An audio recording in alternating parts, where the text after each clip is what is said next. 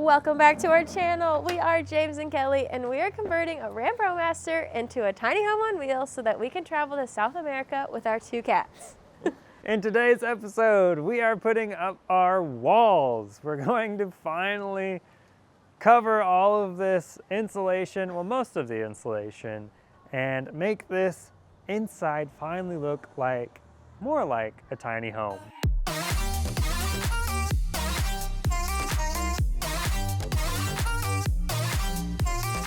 We're starting to put up our walls. So right now, this is what our van is looking like at the moment. We have our upper cabinets, our lower cabinets partially done. Electrics are all done, that's why they're covered up. We're working on plumbing. Yeah, so we're making big progress, and today we're going to be making even more progress. They're going to start by covering this part of our wall. This is where part of our couch is going, so we're going to have a nice L-shaped couch. So for our walls, we're probably not going to bring the wall all the way down to the floor because it's not necessary since it will be covered by our couch. We will be bringing it down just enough to where it'll be covered. We want to get this part done first because once we get this part covered, it means we can finally cover up our partition wall and no longer see the wood, the insulation, and have it look golden. That's kind of our start for our walls. Oh, also one thing that we're going to do is we're going to be making inlets for our walls because right here we have like a pretty empty space and that's just, wasted space. It's gonna be fun. I'm excited. Let's get to building.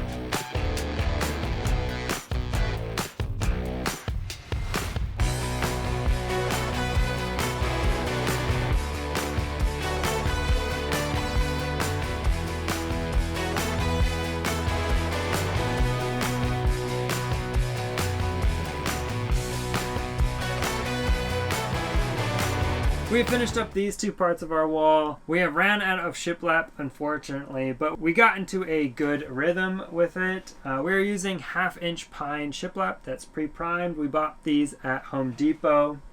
And all we're doing is pilot holing, countersinking, and then using inch screws to put them up. Also, when we're putting them up, we're cutting out any holes for our electric outlets. So down here, we have a 120 outlet that we're going to be putting in. And then right here we have a 12-volt outlet that we'll be putting in. So tomorrow we're gonna go to Home Depot and buy some more. For the walling above our driver's side bed where we don't have any cabinetry, we are going to need to indent the back of the boards so that they sit flush against our bed inlet right here. So you can't really tell with this because the lower part of the shiplap kind of is equal to it, but if I were to flip this around, you can see that it is coming off just slightly right here, which is causing it not to be flush. So James is going to take a router and kind of router out the back of it so that it sits flush up against the wall and it kind of has a nice flowing transition between this curvature part and our walling. I have made this little router sled that can go along the boards, and then we're just using a router with a, I don't know what the official name of this bit is, but it's about 3/4 of an inch, so I can take off 3/4 of an inch at a time. And we're looking for something like this where we just have 1/8 of an inch of the wood taken off. And this will make it nice and flush with our indent that I made.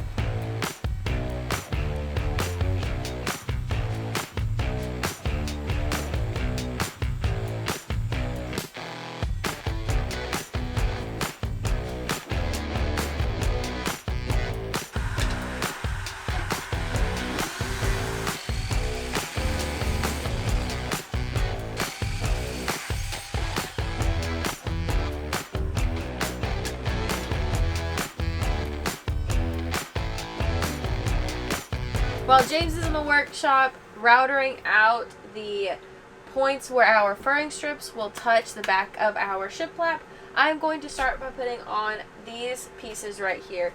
He did have to go through and once again router out part of the back because our bed inlet is slightly in front of our furring strip, and so doing this router bit to give us a few extra inches right there allows us to have our wall sit flush up against this bed inlet.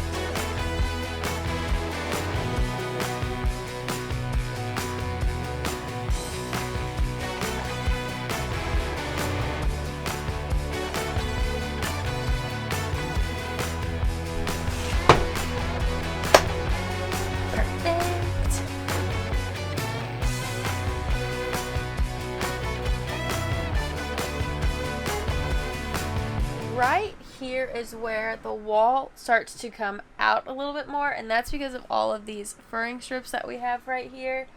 We put these up because we don't have upper cabinets and we're going to need attachment points for our shiplap. We also are going to possibly use these furring strips as a way to put up a shelf or a cat hammock later on once we get the shiplap up. But we have this little space right here where it kind of, we have to deal with this curvature of our bed inlet. It's just kind of a awkward little spot. So James cut down the shiplap piece. We also have the groove for the bed inlet right here, and then it's cut at an angle to fit. So now it can just fit flush right into here. And this kind of works as that transition piece before we put our longer shiplap panel right up here. That's all we got done for today. That's it, right there. But we also worked on getting the through boards cut up there, and James routed out the backs of them. So we're kind of a head start. And then we also added some more furring strips to our wall because there are a little bit of pieces that are not going to be flush. So we added those. But yeah, this is it for today. We'll be back again tomorrow to work on more. I really thought that this was going to be a lot easier. Yeah, no, definitely not. Can't wait to do this one. Look at Our plan for above the bed is to have 2 night lights on either side of the bump out. Kind of give us a nice little reading light if we are ever in bed or just want some offset lights in our upper ones. So we just bought these cute ones off Amazon. There is a faceplate cover that kind of matches this light wood shade, and they're just a push on and off. They are 12 volt, so we do have to connect these before we put in this wall panel. So we've drilled just a tiny hole so the wires can slide right in through the back of our board. And then what I will do is, before we attach this onto the wall, I'm going to lever nut our nightlight switches because they are daisy chained together using three conductor lever nuts. This will allow me to connect these 2 wires together, along with adding our 3rd wire for the light switches.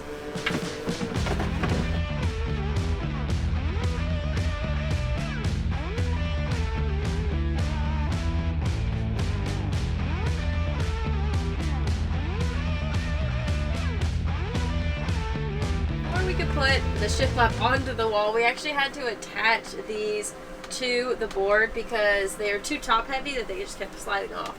But I think they're looking really nice. And now it's time to add in the top plates. And they'll just stick on like nice and neat right there. They just clip on? Yeah, just push on.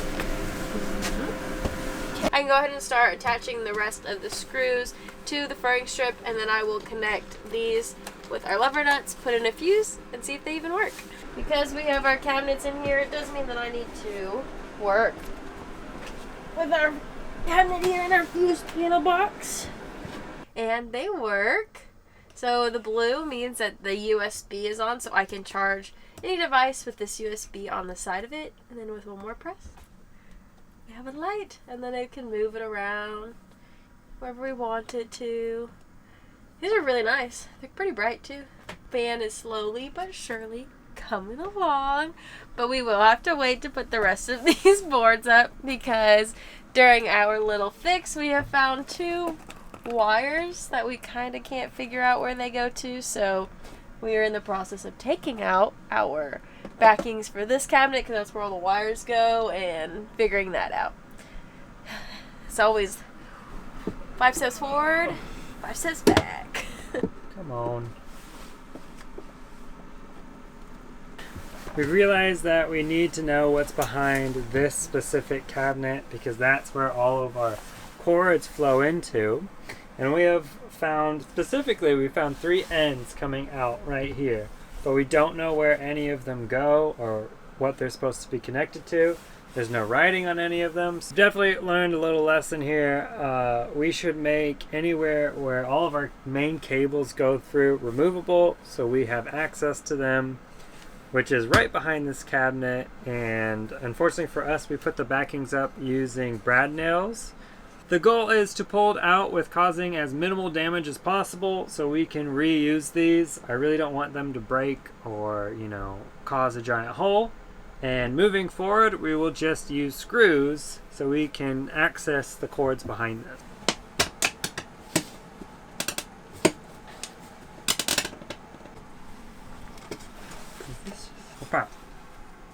Alright, well now we have access again.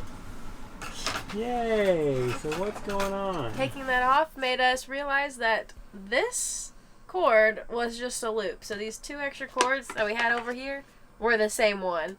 This is actually supposed to go back through our furring strips because this is the connecting light to underneath our stove that we wanted to have. But because our cabinets are up, we don't have any space in the middle. We got lucky. We got very lucky with this. Because our furring strip is out just slightly, it leaves just a small gap in between the bottom furring strip and our top that I am able to stick this cord. Go the other way. I have to go the other way. I can take this cord and just bring it up. This was not meant to happen this way, but somehow we got lucky and we can pull it in through this way. And that way when we put in our LED strip lights that will go right here, it works. Like, I mean, we still don't know where some of these connections go, which we'll figure out later. But this solves that problem. All the cords are good over there, and we should be able to put up the rest of the walling now because we figured this one out. High five, James. After the extravaganza we had trying to figure out all of our wires right here, we have managed to work it out, and we have replaced our 3-prong lever nuts with a 5-conductor lever nut. This is because we are connecting the daisy chain of our wall lights along with another LED light that is going to be an LED strip light that goes underneath our cabinetry. So we've connected those up here, and then we've just wired off the ends for this one until we get this one installed. We haven't even purchased that, but it's in the plan for the future. We can now go ahead and put up these 2 boards right here. We have this one cut, and we did have to make a little bit of an adjustment to the back panel right here, but it's not that big of a deal. But yeah, so we're going to put this one up, and then we're going to have to do more measurements to fit the 3rd piece up top.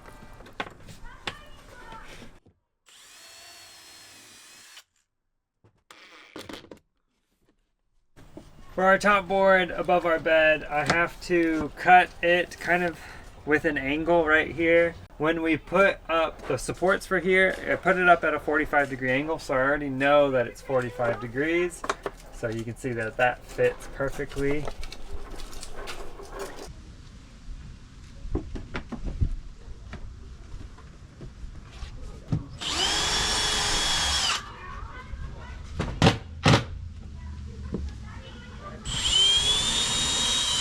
Because we got our last board in, I can now add the final trim piece to our driver's side cabinets. Fits right there perfectly.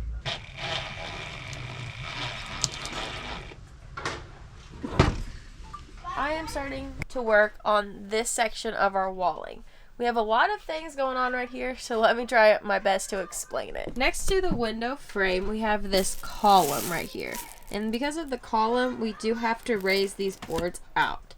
So what we've done is we've glued a piece of wood to allow us to kind of cover this column right here. It will be a slightly angled piece, but it's not going to be too noticeable. This way I can layer the shiplap up and cover here. Because it is at a different level right here, there will be a layer, so James will add in a trim piece that kind of comes up. Then we have our wall indent. We are going to turn this into a shelf, and so we'll have one piece of shiplap going down, and then we're just going to put tiny pieces of shiplap that go up here, and then a solid piece above. And that is what I am working on right now.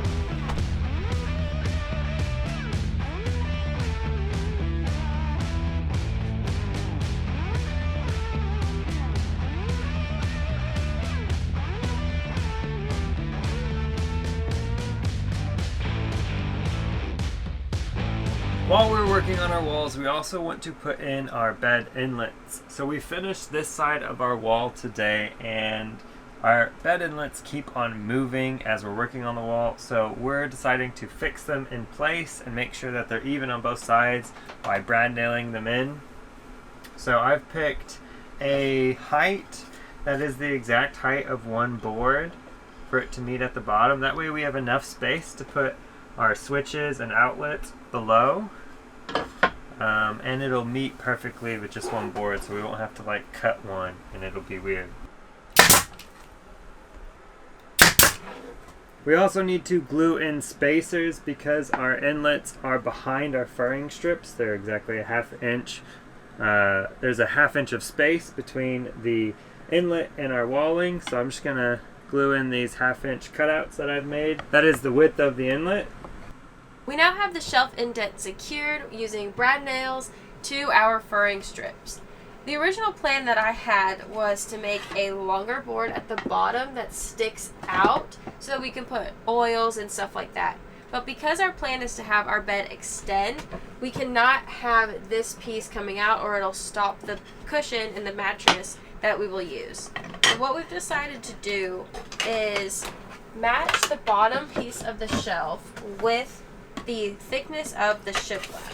So it'll kind of sit right out here. We'll have to remake all these pieces. But this way, it's not going to interfere with our bed extending. We're still being able to use this small amount of space. So now that we have this plan figured out, let me quickly bring you back in the past to show you how we built this shelf indent. And then we'll come right back into the future so we can secure it and put our walls in. So this is sort of like a classic technique for making a drawer base. The first thing that we do is we make a frame, and the frame is 4 pieces of wood. 3 of the pieces will have a groove cut into them. The 4th piece will be shorter, and then you will attach all of them together. Why we do it this way is so you can have a full frame put together and you can slide in your drawer bottom from the back with the frame completely put together, and then tack it in to make sure it's secure.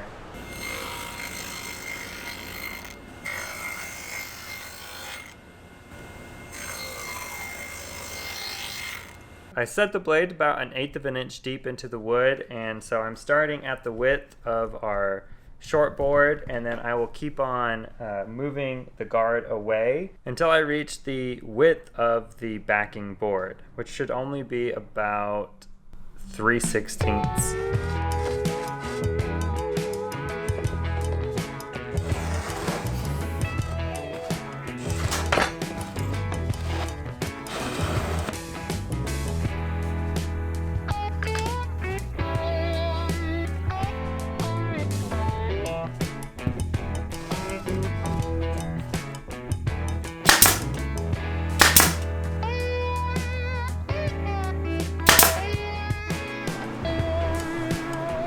There is a metal piece in a van right behind our Easy Cool right here, which stops the frame that we built for our shelf indents from going all the way back.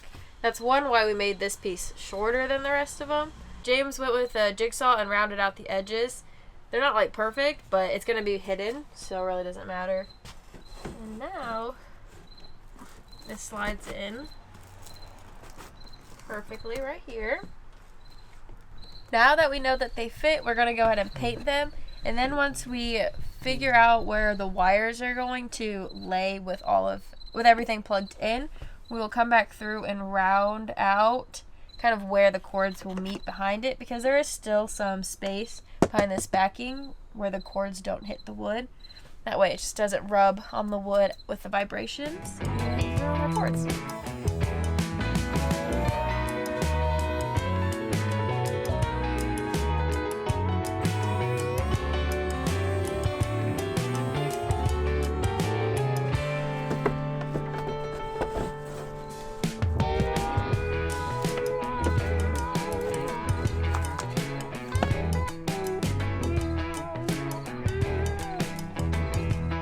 Now that you know how we've made our indents, I'm going to start putting in the walling around it.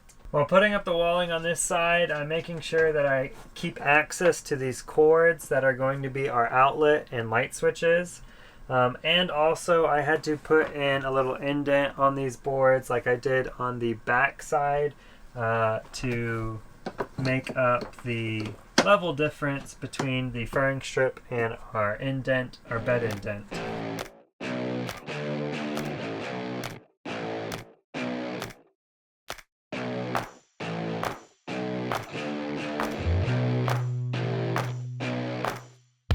For all of our 12-volt outlets, we bought these circle outlets from Amazon. It has both a USB port and a USB-C port. These are pretty easy to install because you just have to drill an 1.25 inch hole for the backing to sit into, and then it sits flush up against your walling.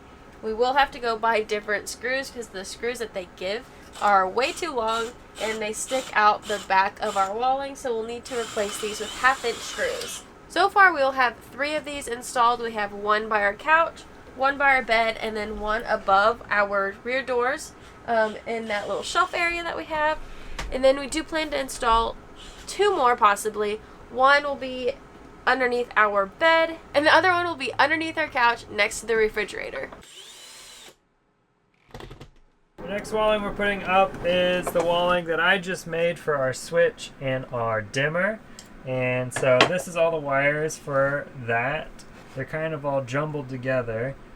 It took us a little while to figure this out, and Kelly decided to look it up on YouTube on how to do it. And thank you, Explorers Life, for teaching us how to hook up this dimmer.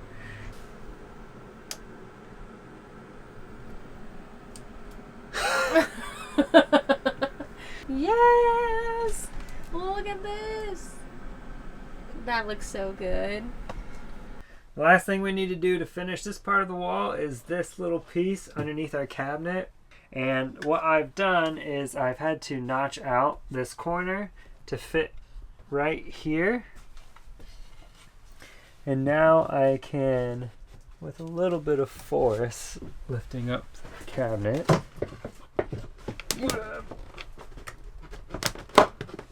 push it all the way in. And it fits perfectly like that. And then we're going to put a little trim piece out right here to finish the top part of our indent box.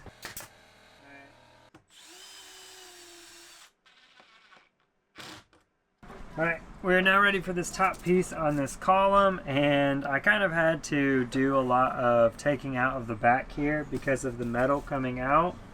And what I've ended up is with a piece that looks like this.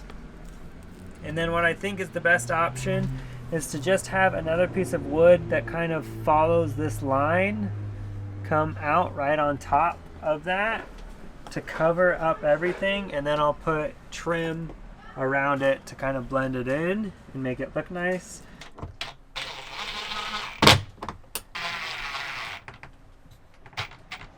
Just like that. Our driver's side's done. Except for the partition wall. Well, yeah. We're doing that next, but oh my goodness. That looks good. Looks so nice. I love James. Yay! Well done. Yay! I am so happy, and I think the indent looks really well too. It looks really nice too. Yeah. It came together well. Next spot we're going to finish is our partition wall on the driver's side. This one is probably the most difficult one because we have to follow the angle of the wall as we go up, and it kind of curves in. So all the pieces will need an angle on that side.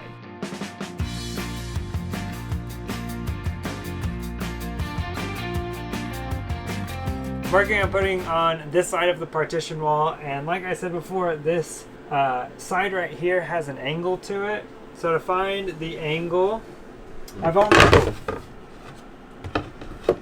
I'm just using 2 sticks, and I use one stick as a spacer from where I put at the bottom, and then I use the second stick, which is the exact same width as the first one, and I just set it alongside the windowsill, and then I can trace a line up my piece of wood like that, and now I have the angle. And now I can take this to the arm saw and change it till I have this exact line and just make the cut, and it'll fit perfectly.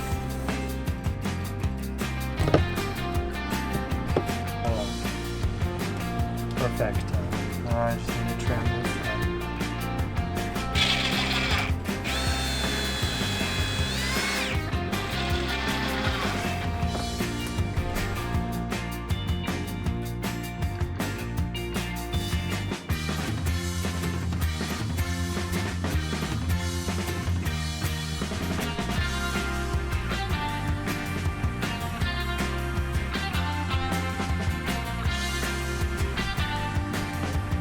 We've got the last 2 boards of our partition wall going up, and the one that I'm working on right now goes underneath the cabinet and comes up, so I had to notch out like this a little bit, and so far I have it fitting in, and all I need to do is cut it to width and it should fit, and then I'll make the top one. Then we're going to start putting up our last bit of walling today, which is the passenger side, and then our walls will all be up and we can start doing finishing touches.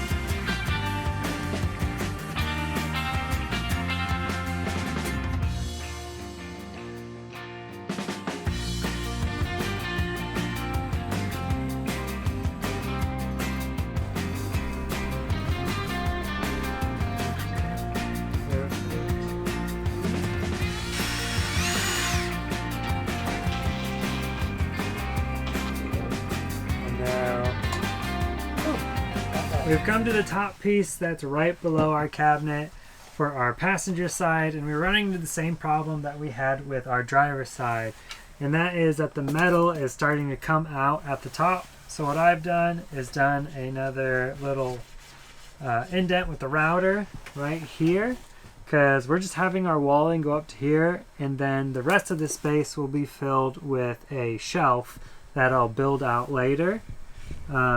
But so I just want this to sit flush with the wood. So I rounded it out, and now hopefully I'll be able to get it in.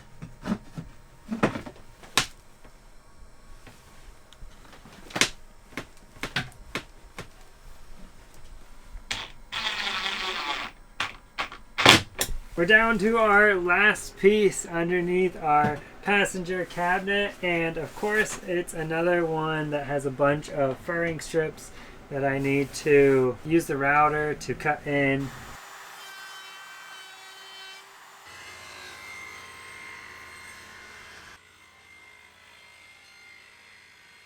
Our last board is ready. I got all of the sections routed out, and it's time to go up.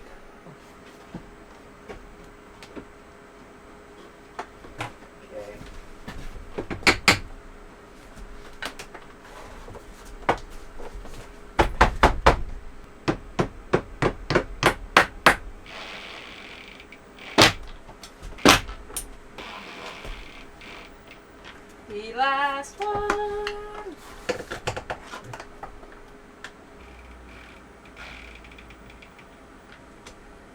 we go. Woo! Looks good. Yay! Looks good. Looks good. Oh my gosh! Whoa. Our wall is done. All of our shiplap is put up onto our walls. Next steps in finishing our walls is covering all of the holes and doing all of the trim work, which there's a ton of trim work that we have to do because there's just so many edges in here. Yeah, and we want it to look perfect. So we're going to take our time on doing the trim, but I am so happy that this is done. It's crazy that all of our walls are in now. I know I keep saying it's like one step closer, but this makes a big feeling, like it feels a lot different in here now with all the walls up. Not seeing the insulation, it feels good. Yeah. We do have to call it a night, and we'll pick back up when we start doing those finishing touches of our wall. See you then. Now that all of our walls are up, we are going to start working on the shelf indents and trimming them out to make them look nicer. We went out to Home Depot and bought 1/4 inch and 1/2 inch oak wood so that we can trim out the indents. We're going to do 1/2 inch at the bottom so it's thicker, and then just 1/4 inch along the outside. The side on our passenger side is going to have 2 shelves in it. So we've cut down 2 boards to fit inside of it. We have all of our boards polyed and stained for our shelf indents here. So now we're going to go ahead and put them in. We're going to be using a nail gun and glue to put these in, and just testing them so far. It looks really good. We really like how it's looking. The first thing we need to do before we go ahead and put them in is drill some holes for our dowels that are going to be put in there to hold everything into these.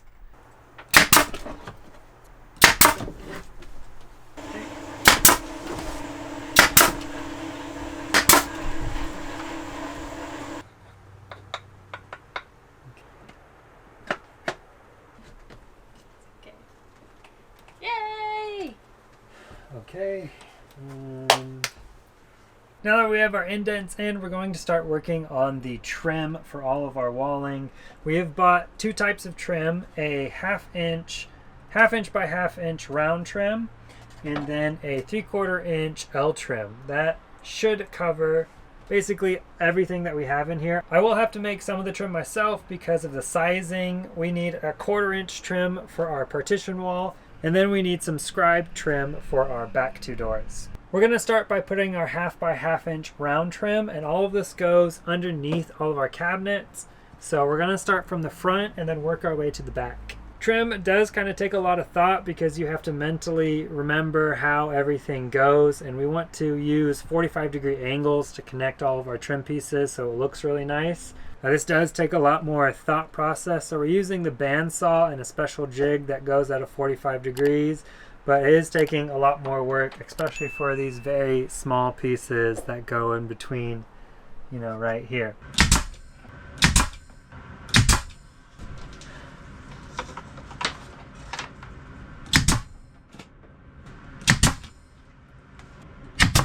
For our indents in the back of our van, we want to put an L trim that'll hide the edges of our shiplap.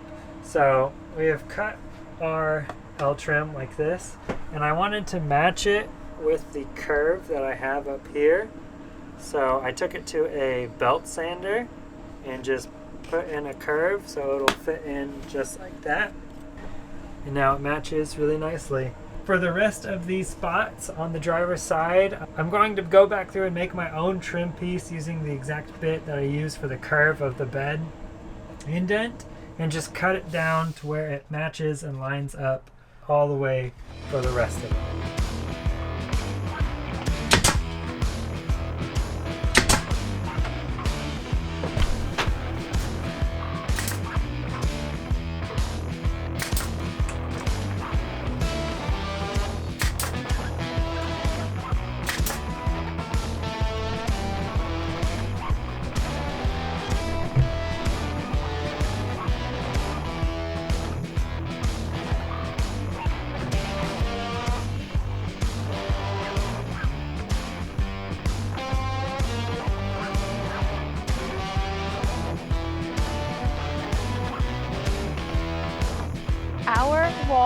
are done and in our van, and they look incredible. I love the transition between the walls and our ceiling. I love the indents. They actually came out really nice with the red oak stain.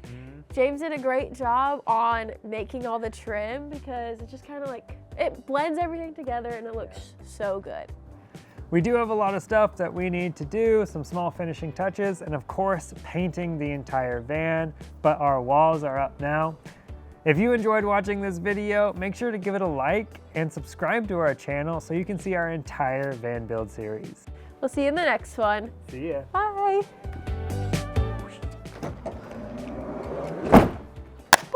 Yeah, that hurts cold. It's very cold.